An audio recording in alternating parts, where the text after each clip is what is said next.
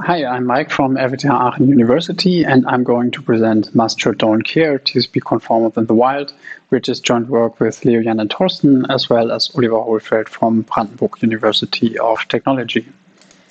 So, yet another TCP study while the protocol has been widely analyzed in the past decades.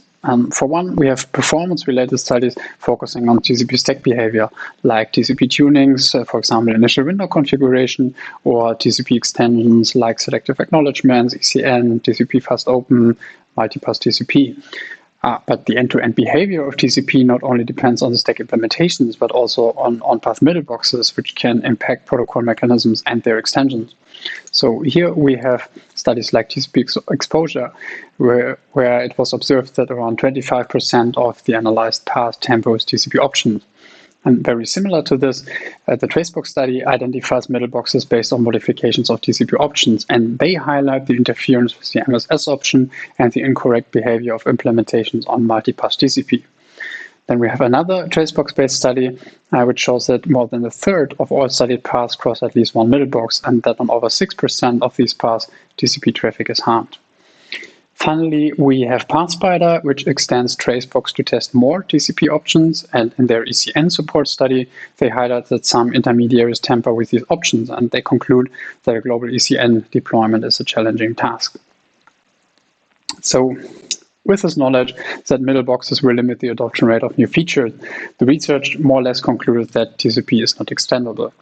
So, however, while these extendability problems exist, all TCP should conform to a basic set of minimum requirements defined in the RFCs. And in our work, we address this issue and we check to which degree this is really the case. And we have some very surprising results. So, even though these problems exist, as we all know, TCP has end of life due to kick writes, so why should we care about TCP conformance at all? But that's only half the story, as TCP will be the fallback for at least a decade following the quick rollout, so services will be offered with both protocols for an extensive amount of time. Also, it is most likely that Quick will not cover all use cases like BGP, even in future versions, so TCP might stay indefinitely. When we say we test the conformance to a basic set of minimum requirements, we do this by active scanning, and not only in a controlled testbed environment, but also in the wild as a large-scale measurement campaign targeting a diverse set of internet hosts. So what do we actually test? If we look on the RFCs, the specification extends over a multitude of documents. And there's ongoing work to combine these core specification RFCs in the RFC 793-based version. And this is actually very good news, as the requirements like must and should are brought together and formally stated in this new RFC. So if we are addressing basic functionality, we talk about mandatory features like are checksums validated, are options correctly used, are reserved flags ignored, so really the basic requirements of protocol interoperability. So if we want to test TCP conformance, we actually have to address two different dimensions. The first one is the conformance of the actual target, and the second one is the conformance of the path traversed, as middle boxes can also lead to impairments, as has been previously stated. So we have to explicitly check for middle boxes on our end-to-end path. How do we do this? Well, we use the Tracebox approach. We encode the TTL in multiple fields, like the ACK field, window size field, urgent pointer field, and we listen for ICMP time-exceeded messages.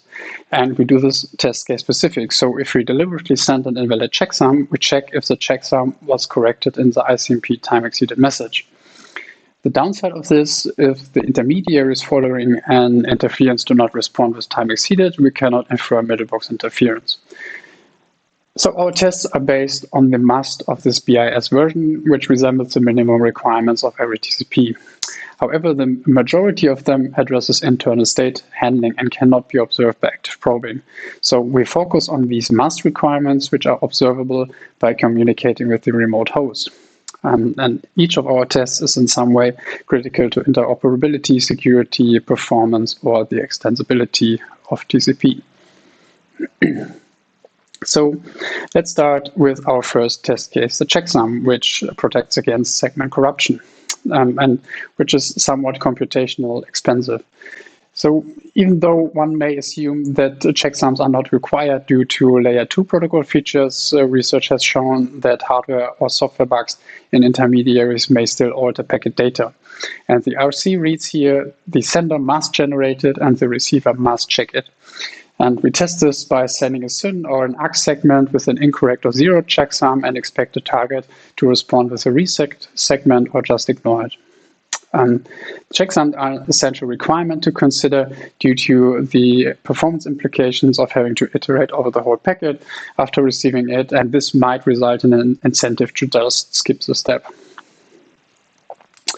Next up, we have options, where we have up to 40 bytes of options for future extensibility. And the RFC reads that a TCP must ignore without error any TCP option it does not implement. And this is really crucial that these bytes are usable and used correctly, as they are this significant to interoperability and performance. And we test this by sending a SYN segment with an unassigned option, and we expect the target to respond with a SYN AX segment. So just do a normal three-way handshake. Next up, we have MSS. So if no explicit maximum segment size is announced, then some defaults must be assumed. And the RFC reads, if an MSS option is not received at connection setup, a TCP must assume a default send MSS of some bytes for IPv4 and some other bytes for IPv6. And we test this by sending a SYN segment without an MSS, and a target must not exceed those limits. Next up, we have MSS support. If an MSS is explicitly stated, then the effective send MSS must not exceed the stated send MSS. And the RC reads here that the maximum size of segments that TCP really sends, which is the effective send MSS, must be smaller of the send MSS. And we test this by sending an explicit MSS in our SYN with 515 byte, and we expect a target to not send segments exceeding this 515 byte.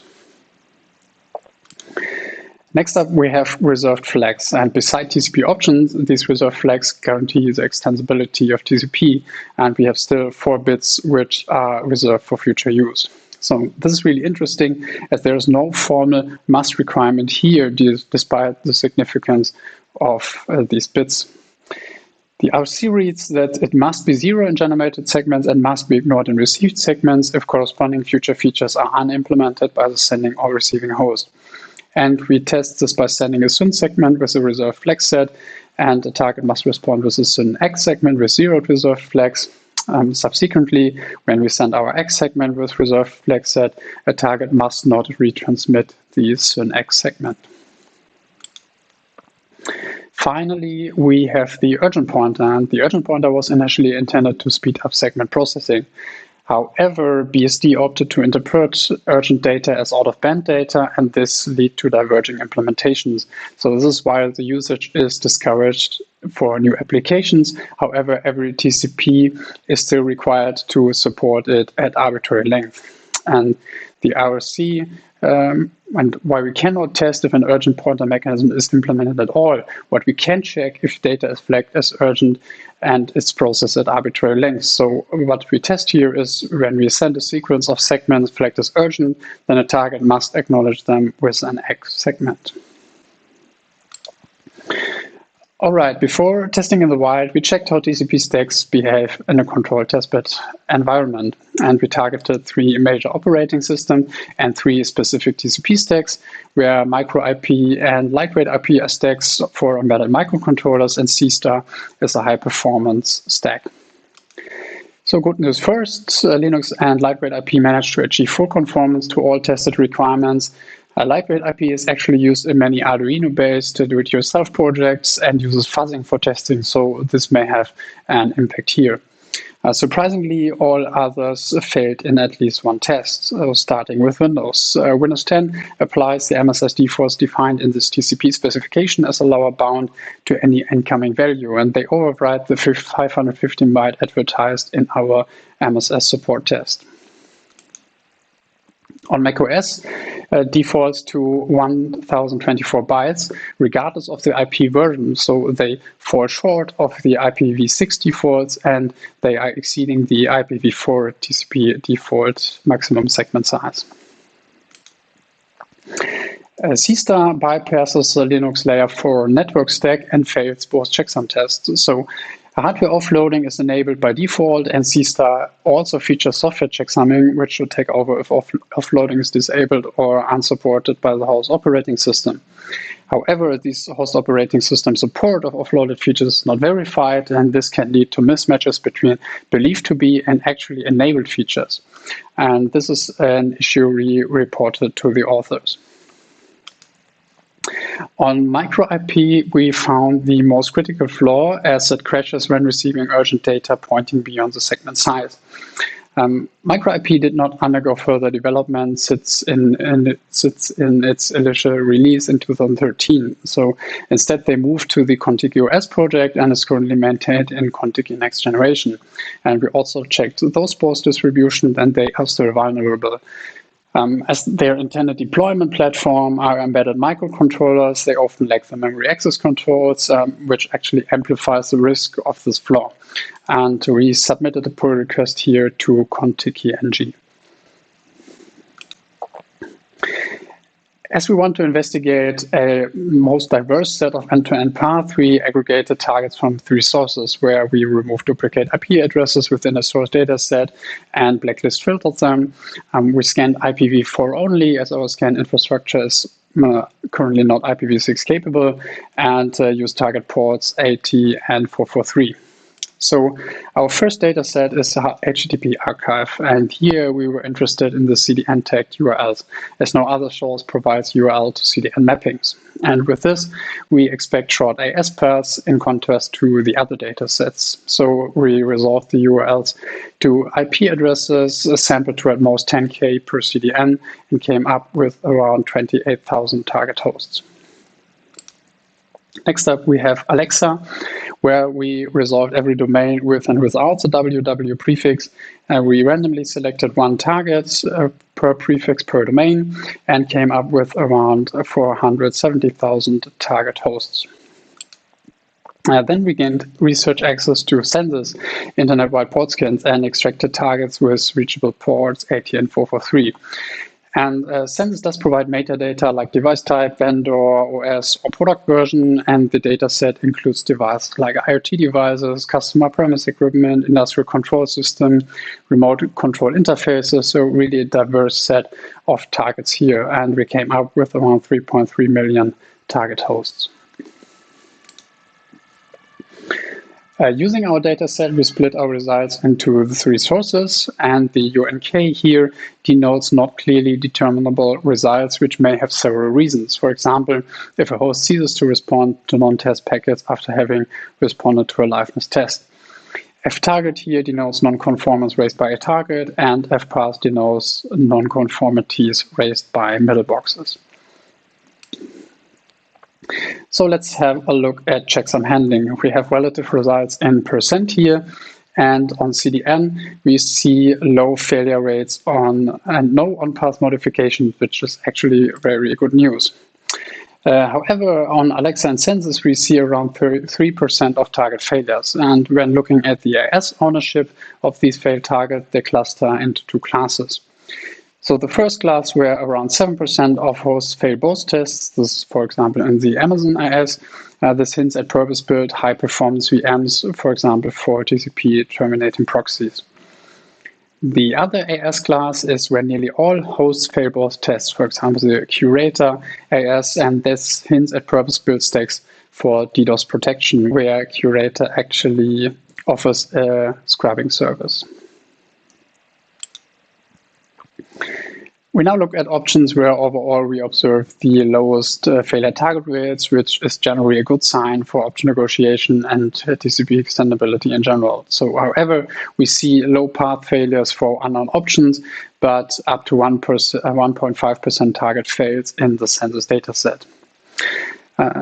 Census MSS missing has the highest middle box failures, and drilling down on these fails, we observe that they fails are primarily located in ISP networks where the MSS is inserted, and this is most likely due to PPPoE encapsulation of access routers. Next up, we have reserved flags, and where we see up to 6.7% target failures on Alexa. And And I would like to stress here that on these 6.7%, we get no response to our probing packets at all.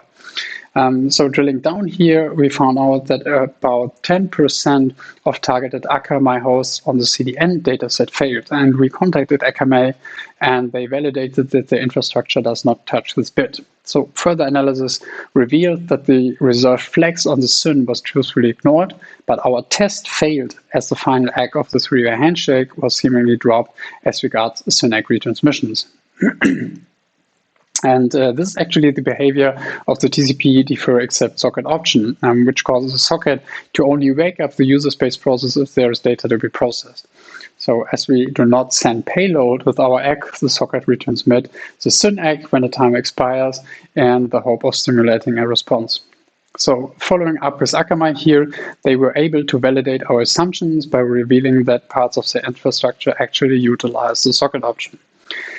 So it is certainly debatable if deliberately ignoring this ACK is a specification violation or not, but our test case fails to account for this corner case here.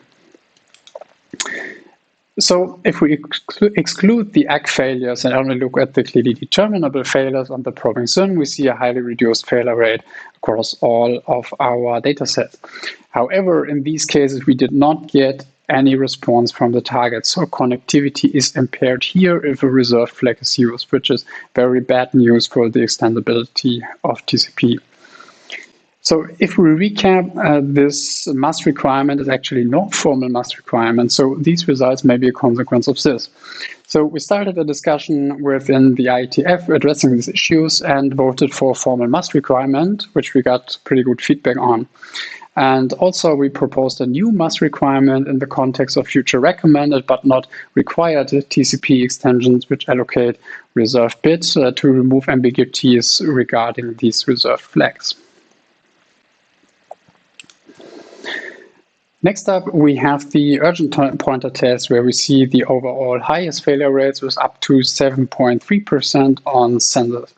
And these sensors fails are primarily located in ISP networks, and only around 1% of failures actively terminated the connection, issuing a reset. And so 99% of failures silently discarded the data. And here, the connectivity is clearly impaired.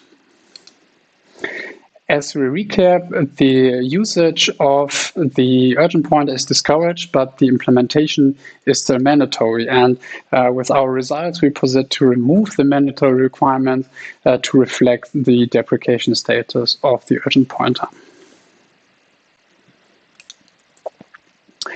So to sum up, we showed that only 2 out of 6 TCP stacks are fully conformant, and we found and fixed or reported the implementation bugs. And then a multitude of internet hosts and paths do not adhere to even basic requirements, where TCP options showed the highest level of conformance, but access routers and ISP networks are still problematic. Then when using reserved flag or setting the urgent pointer, the connectivity can be limited. And this brings us to our conclusion that the conformance to mandatory features should not be taken for granted, but instead checked regularly. So what's next? First of all, we need to address the lessons learned from the current study. For example, the problems encountered with the reserved flags test. And then we focused on measurements from a single vantage point in this study. And if we extend to multiple vantage points, it will give us the opportunity to correlate path impairments. What's also very interesting is the mobile vantage points, as it is known that some mobile operators do operate TCP proxies on the edge. Additionally, our encounter with Akamai and the TCP defer accept socket option did lead to some interesting insight, and it's the question if other stack settings can explicitly be observed as well. So how do socket options manifest on the wire, and does this have implications on previous studies? Finally, for checksumming, the last in-depth analysis was done in the 2000s, and it would be really interesting to see 20 years later do assumptions hold true in today's systems. So thank you for listening. Here you have the link to the paper, link to the data set, and I'm very happy to answer your questions. Thank you.